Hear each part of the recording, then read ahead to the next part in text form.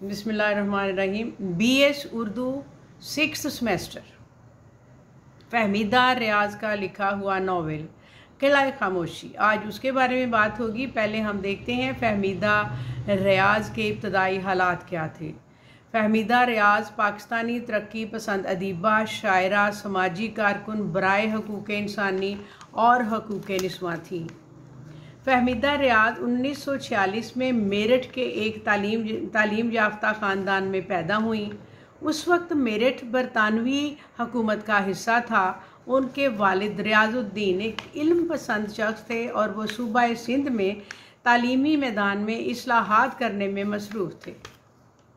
और उनके वालिद का तबादला हैदराबाद हो गया और वहीं पर वो मुकीम हुए। अभी उनकी उम्र 4 बरस थी कि वालिद साहब का इंतकाल हो गया और उनकी वालदा ने उनकी परवरिश की और उन्होंने बचपन ही में सिंधी ज़ुबान, उर्दू ज़ुबान, अच्छी तरह से फ़ारसी ज़ुबान सीख ली। तालीम मुकम्मल करने के बाद फहमीदा रियाज रेडियो पाकिस्तान के साथ मुंसलिक हो गईं।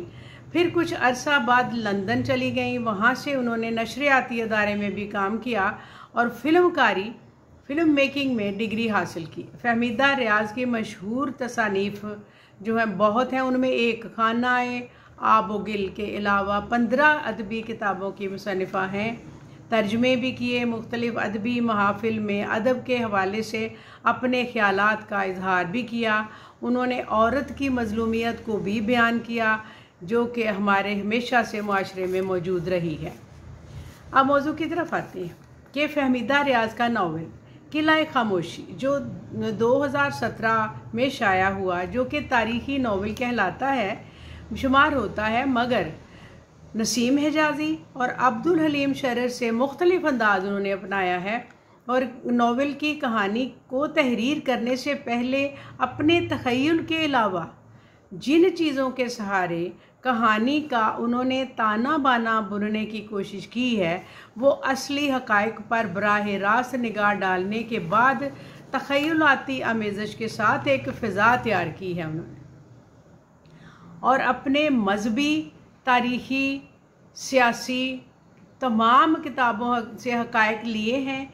यहाँ सवाल ये है कि क्या इन तारीख़ी किताबों का मतन किसी सियासी तसल्लुत या जबर से आज़ाद होकर तहरीर किया है और ये कारी पर अच्छा तासुर छोड़ते हैं और मुसन्नफ़ा की ईमानदारी और तहक़ीक़ की दाद दी जा सकती है, जिस बिना पर इस नावल को तख्लीक़ किया गया। मुसन्निफ़ा ने तारीख़ी हक़ाइक़ इकट्ठे करने के लिए इस्लामी तारीख़ तो उस ज़माने में थी नहीं, अरबों की तारीख़ यहूद का मुकम्मल तौर पर इससे इस्तिफ़ादा किया और भी मुस्नद तवारीख़ से भी उन्होंने हक़ाइक़ उठाए। और नावल की कहानी क़बल इस्लाम तकरीबन 4वीं या 5वीं सदी से शुरू होती है, जहाँ मरकज़ी किरदार मज़दक जो बराबरी, मसावात और इक्वलिटी का परचम लहराने का ख्वाहिशमंद था और इसने अपने तर्ज़ फ़िक्र का और उसका जो ख्वाहिशमंद था कि तमाम तरफ मसावात हों, और मार्क्स के तर्ज़ फ़िक्र का ये नुमाइंदा दरबारी हुकूमतों के अहद में सांस लेता था और सल्तनत आर्यान के शहनशाह क़बाद के महल में पढ़े जाने वाले फरमान से नावल का आगाज़ होता है। ए नाजरीन दरबार, ए हाजरीन दरबार, नाजरीन अपने चश्मे बसीरत खोलो। तुम में से हर शख्स पर वाजिब है कि अपने से कम तर लोगों पर नज़र रखे और अपने से बुलंद तर रुतबे वालों को ना देखे। इस फरमान की वाज़े बाज़ गश्त पूरे नावल में मौजूद है। नावल की कहानी नामदाद के बेटे मज़दक के गिर्द घूमती है, जिसे शहनशाह क़बाद की अयानत अपने एक गहरे दोस्त सयावश के ज़रिए हासिल होती है। और शहनशाह क़बाद का दोस्त और जो फ़ौज का आला सरदार भी था। अब क़बाद के 3 बेटे हैं, काविश, खुसरो और ज़म। यही शहज़ादा खुसरो जो क़बाद का मंजला बेटा है, जो मज़दक को उसके ख़यालात की बिना पर फांसी देने का फ़ैसला करता है। खुसरो के नज़दीक किसानों की बगावतें, उमरा के महल की लूट मार, छोटे तबकात के जागीरों पर कब्जे करने के हौसले मज़दक की फैलाई गई तालीमात ही की वजह से थी। और इसकी बदौलत सल्तनत सासानिया की तबाही और बर्बादी में मज़दक के ख्यालात व अफकार का बड़ा हाथ था। नावल का बुनियादी मौजू इसी एक दायरे में घूमता है, गर्दिश करता है, जिसकी निशानदही कार्ल मार्क्स ने की। ज़राए पैदावार की मुनसिफाना तकसीम, तबकाती कशमकश का इन्हतात मुआशरे की फलाह व तरक्की का बुनियादी जुज़्व है। वो तफरीक को मिटाने का अज़्म और हौसला लिए वो मज़दक इस कहानी में अपनी मजहबी किताब उस्तावा और ज़रतुश्त के नज़रियात को अमली जामा पहनाने की कोशिश करता है, और जहाँ उसे शहनशाह वक्त की मदद हासिल है, वहाँ अगले ही लम्हे सरमायादारी का जाल फिर से बाजी ले जाता है।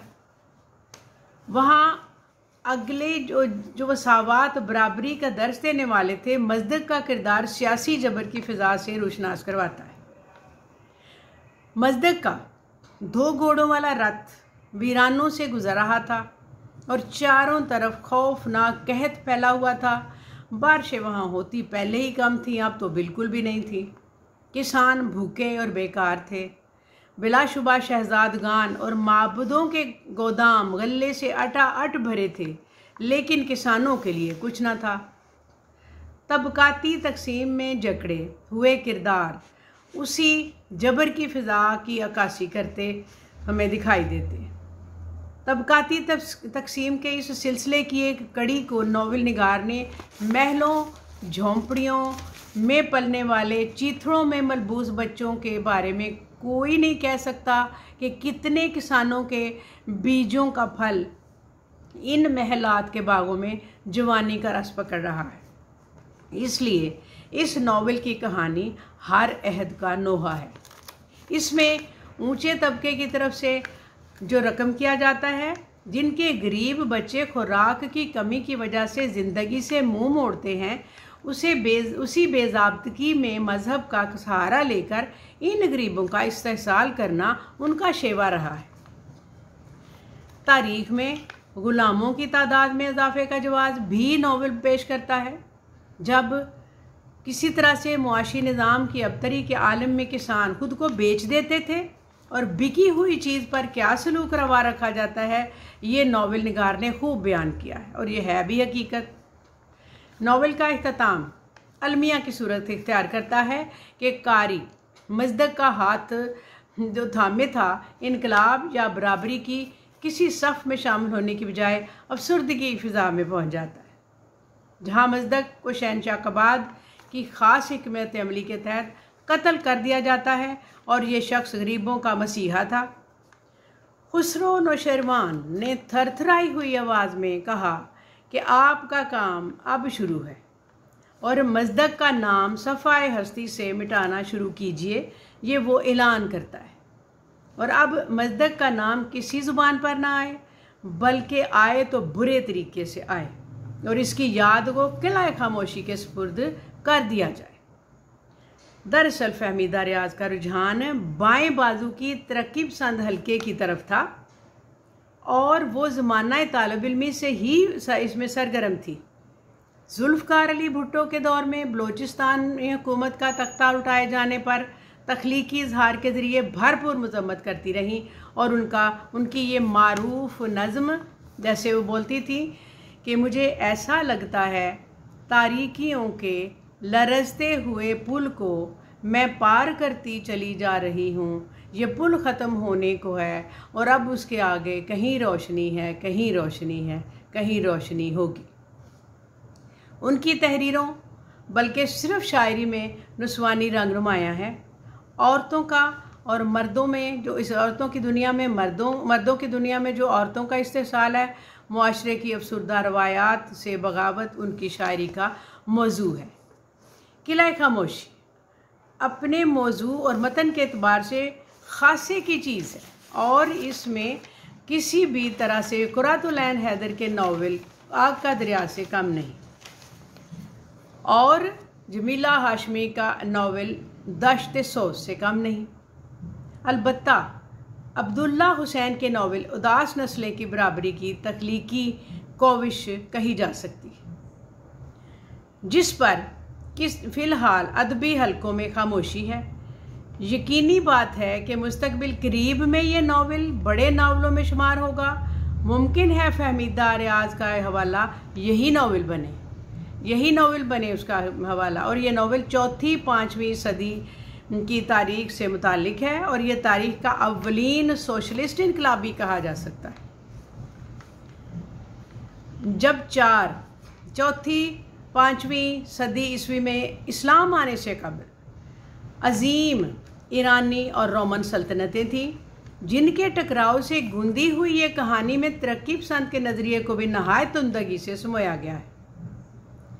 और इस किताब पर इसका तारुफ यूँ है पहले ही पेज पे कि ये उस ज़माने की दास्तान है जब तारीख